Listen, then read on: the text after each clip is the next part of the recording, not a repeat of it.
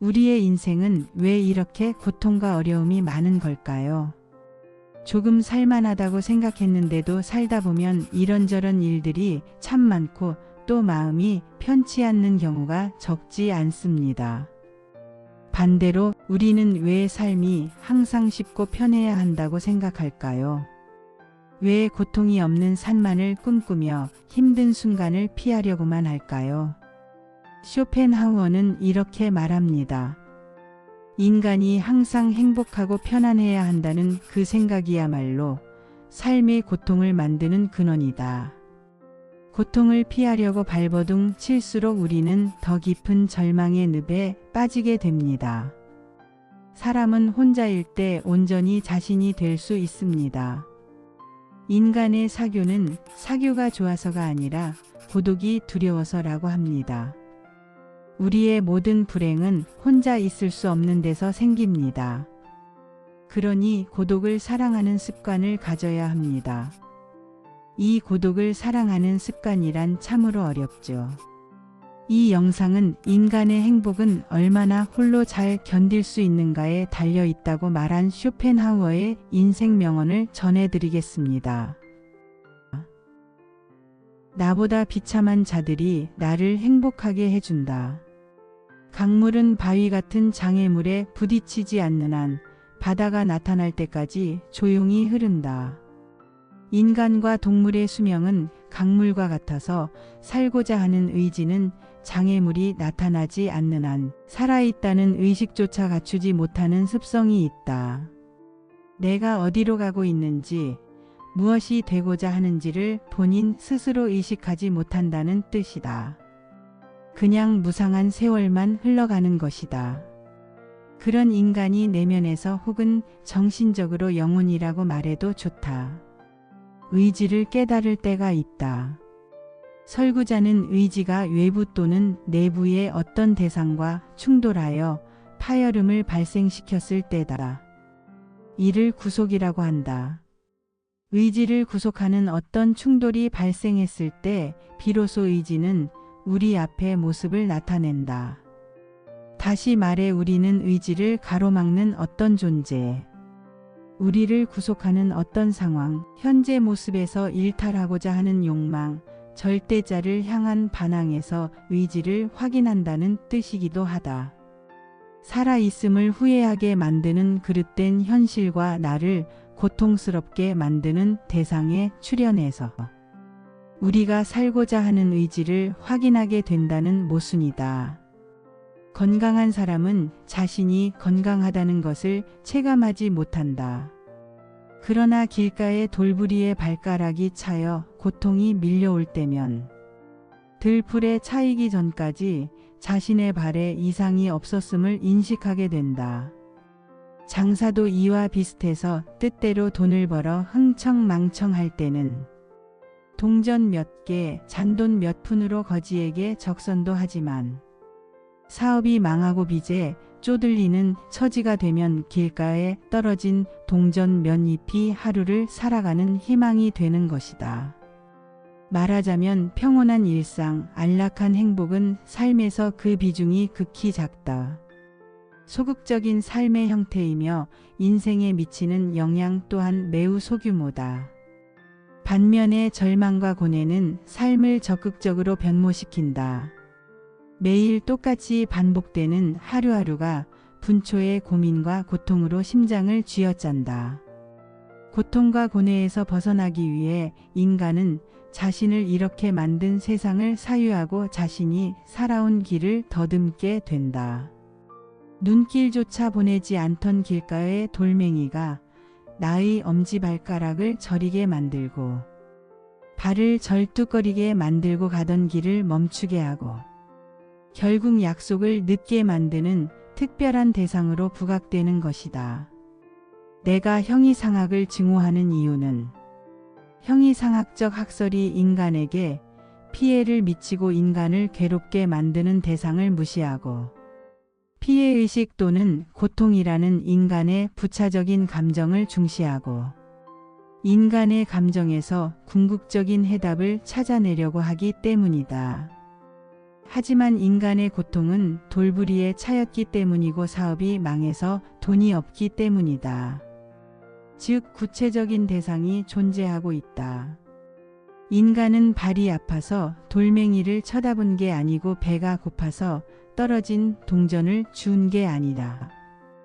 인간의 삶에는 인간만큼이나 궁극적인 의미를 재는 대상이 포진하고 있다.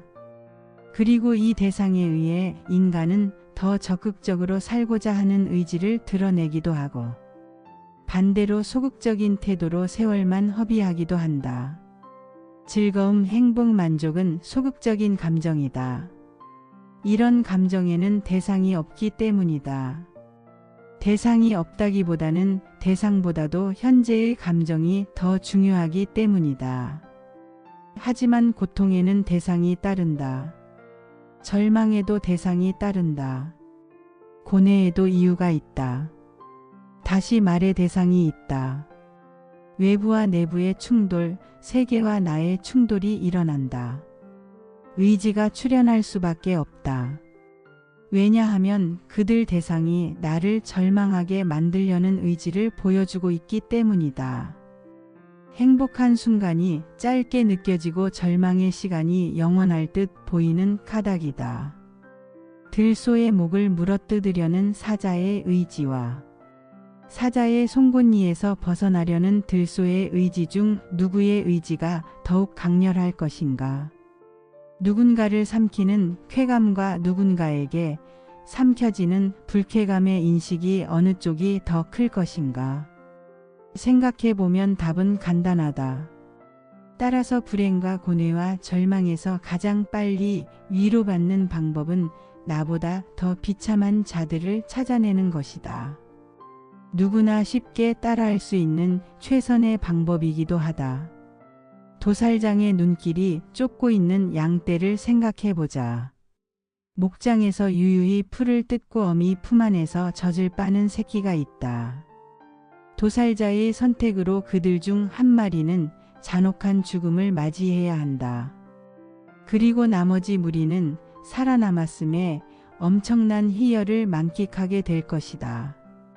무미건조한 일상에서 한가로이 풀을 뜯던 평화로운 양떼가 동료의 잔혹한 죽음을 목격하면서 자신의 생에 감사하고 앞으로의 삶에 연연하게 되는 정신의 변화가 찾아오는 것이다. 우리도 양떼와 같은 운명임을 망각해서는 곤란하다. 당신의 오늘이 행복했다면 내일은 오늘의 행복이 기억나지 않을 것이다. 어제의 행복으로 오늘을 만족하는 인간은 없기 때문이다. 하지만 오늘의 재앙으로 당신의 내일은 행복해질 수 있다. 질병, 박해, 폭행, 실명, 사랑하는 누군가의 죽음으로 인해 당신의 오늘은 내일의 행복의 필수적인 비교 대상이 될 수 있다. 절망으로 가득 찬 당신의 하루가 홀로 도살자에게 끌려간 양 한 마리가 될 수 있다는 이야기다. 인류의 역사를 돌이켜보건대 기록된 역사의 대부분은 전쟁과 반란, 폭압과 갈등이다. 병원은 전쟁과 전쟁 사이에, 반란과 반란 사이에, 독재와 혁명 사이에 잠시 찾아오는 우연한 휴식과 같았다. 연극의 막이 내리고 다음 무대가 준비되는 동안 어릿광대가 보여주는 짧은 단막극에 불과했다. 만약 인류의 역사가 기록된 이래 지금까지 즐거워 세계가 평화로웠다면 각국의 언어가 해석된 사전들의 평화라는 단어는 실리지 않게 되었을 것이다. 세계의 축소판인 개인의 삶 또한 끝없는 투쟁이다. 빈곤과 권태와의 투쟁, 질병과 살인과의 투쟁, 무기력과 교만과의 투쟁, 이웃과 국가와의 투쟁이다. 인간은 곳곳에서 나를 가로막는 장애물을 발견할 수 있을 뿐만 아니라 길가에 떨어진 돌멩이를 장애물이라는 대상으로 지정할 수 있는 지적 능력을 갖고 있는 유일한 생물이다. 그리하여 인간은 삶의 활동 반경에서 쉬지 않고 적을 발견하고 적을 상정하고 적이라는 이름을 붙여 대응한다. 마찬가지로 그들에게 적이 되고자 욕망을 분출한다. 인생은 대상과의 휴전 없는 전쟁이다. 이 전쟁에서 살아남는 승리자는 죽음뿐이다. 인간은 그저 무기를 든 채 죽어가는 것이 고작이다. 아파하고 싶지 않다면 아픔과 친해져야 한다. 사람과의 관계를 보다 원활하게 이끄는 힘은 지속적인 우정에서 나온다. 우정의 성격은 차분함, 한결같음이다. 변한다면 그것은 우정이 아니다. 들뜬다면 그 또한 우정은 아니다. 변하는 것은 계산이며 들뜨는 것은 사랑이다. 내 친구는 그곳에 있고 난 이곳에 있다. 내 친구가 그곳에서 할 일이 있듯이 나 또한 이곳에서 할 일이 있다는 마음의 여유와 가치관이 우정의 진리다. 마음의 여유와 가치관이 없는 우정은 언제 눈금이 달라질지 모르는 저울이며 흥분이 가라앉은 뒤에 찾아오는 배신감이다. 우리는 친절과 우정도 구분할 줄 알아야 한다. 친절이 그의 인격에 대한 감탄이라면 우정은 친구의 영혼을 위한 헌신이다. 감탄은 그의 그림자를 발견하는 동시에 사라지지만 헌신은 그의 그림자를 바라봄으로써 더 애잔해진다. 우정은 두 개의 영혼을 지니고 있다. 우정을 가진 자는 두 개의 영혼을 가진 자다. 한 영혼이 쓰러지더라도 곁에 있는 또 다른 영혼이 그를 일으켜 세운다. 어떤 경우에도 둘이 함께 쓰러지는 법은 없다. 삶이 인간에게 우정을 선물한 까닭이다. 우정은 다른 어떤 감정보다 인간을 현명하게 만든다. 우정만이 인간과 사물의 실상을 보여주며 인간다운 정당한 삶과 방법을 말해준다. 인생을 살아가는 가장 현명한 방법을 생각하기 전에 내가 무엇과 친해져야 하는지, 무엇을 사랑하고 있는지부터 확인해야 한다. 어떻게 살고 싶다는 소원보다는 내가 사랑하는 그것을 위해 살고 싶다는 바람이 인간에게는 더 크고 위대하게 느껴질 수 있기 때문이다. 우정은 겉으로 드러나는 고상한 만남이 되어서는 안 된다. 서로의 내면에 자극이 되고 분발하려는 촉진제가 되어야 한다. 함께 진보하지 않는 우정은 나태와 방정이다. 내적인 진보는 강렬한 영혼의 동요로부터 시작된다. 우정은 친구의 영혼을 깨우는 자명종이다. 그 역할에 충실하지 못한 우정은 자기애가 강한 나르시시즘에 가깝다.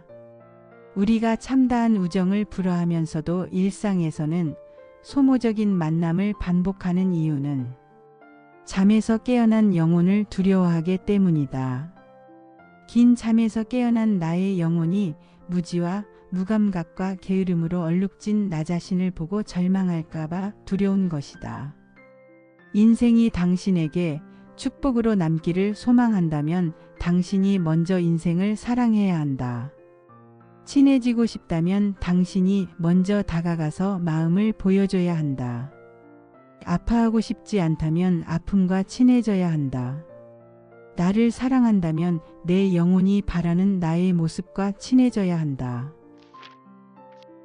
죽음이 오기 전까지 최선을 다하고 싶다. 인생에서 가장 애처로운 시간은 먼 훗날 관 속에 누울 날이 멀지 않았다는 것을 어렴풋이 깨닫게 되었을 때 일생을 헛된 욕망을 쫓느라 세월을 탕진했다는 것을 새삼 느끼고는 한 번 더 시간이 주어지기를 가만히 소망해 보는 때다. 한 번만 더 동일한 시간의 삶이 주어진다면 보다 가치 있게 보낼 수 있을 텐데 하고 후회할 때다. 이것이 오늘날 나와 그들의 운명이다. 교양과 계급을 막론하고 부자와 가난뱅이에 상관없이 이것이 오늘날 인간의 운명이다. 내가 진심으로 나의 생애를 사랑한다면 정해진 운명으로부터 멀어지도록 노력해야 할 것이다. 젊은 날의 희망도 산산이 깨어지고 소년 시절의 꿈도 여름날에 오후처럼 찌들어 버렸다. 잎의 죽음을 재촉하는 바람이 나를 향해 불어오고 있다. 그 바람이 어머니의 품처럼 따뜻하게 느껴질 때 나는 낙엽처럼 저물어 갈 것이다. 하지만 그날이 오기 전까지 최선을 다하고 싶다. 낙엽처럼 힘없이 추락할 때 바람에게 말하고 싶다. 나는 최선을 다했다고, 그러니 후회하지 않는다고, 너를 미워하지도 않는다고 말할 수 있기를 바란다. 불행이 터졌을 때보다 불행이 지나간 후가 더 중요하다. 나보다 앞서 있는 사람을 굳이 봐줄 필요는 없다. 타인과 다른 것을 소유하면 비교당하거나 비교할 이유가 사라진다. 노력해도 앞지르지 못할 것 같다면, 그래서 질투가 나고 괴롭다면 그들과 다른 길로 가는 게 상책이다. 그 길에는 나를 괴롭게 만드는 사람이 한 명도 없을 것이다. 사람들에게 판단받고 싶지 않다면 그들이 판단할 수 없는 생활을 하면 간단하다. 그들이 하지 않는 선택을 하고 그들이 관심을 보이지 않는 것들에 집착하면 해결될 문제다. 인생은 실수와 우연으로 덮여 있다. 실수는 실패가 아니다. 실수의 결과는 아무도 모른다. 왜냐하면 실수 뒤에 항상 우연이라는 것이 따라오기 때문이다. 우연히 무슨 짓을 저질러 줄지는 아무도 모른다. 실수를 성공으로 바꿔줄지도 모르고 완벽한 계획을 불이 붙어 틀어지게 만들어버릴지도 모른다.